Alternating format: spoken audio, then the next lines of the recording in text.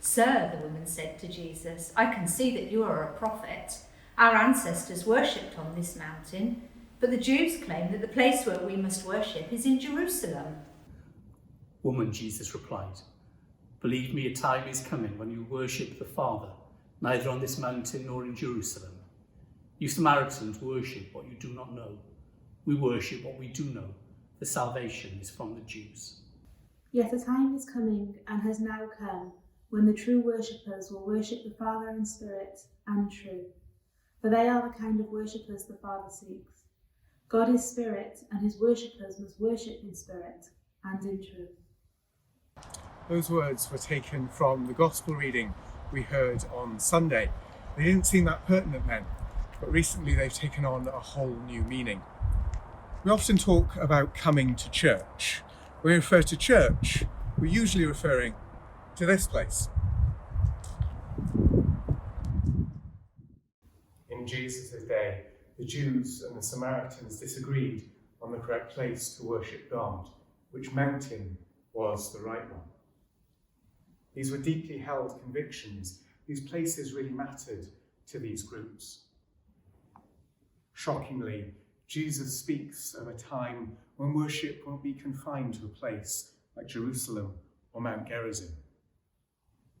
It won't be defined by where you worship, but rather how you worship. Not just going through the motions, but something deeper going on in your spirit. Due to the developing coronavirus outbreak, these words of Jesus come close to home. As we're no longer able to gather publicly in these places, it's difficult.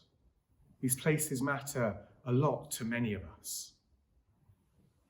But these bricks and mortar have never been the church. This is just the place the church gathers to worship and to encourage one another. We are the church, followers of Jesus, baptized into one body. Wherever we are, the church is. At this time, we're invited to discover afresh that it's not where we worship that God is interested in, but rather the quality of our worship, or our hearts really in it. To enable us to continue worshipping together in spirit, we're making resources available on our website and in our church buildings for you to use. It's our prayer that in these difficult times, we'd each know that God walks beside us, that he is near to us, even on those darkest of days. And that he would be moving in each of us, that we discover what it is to be the church rather than just to go to it, and that we would discover anew what it is to worship God in spirit and in truth.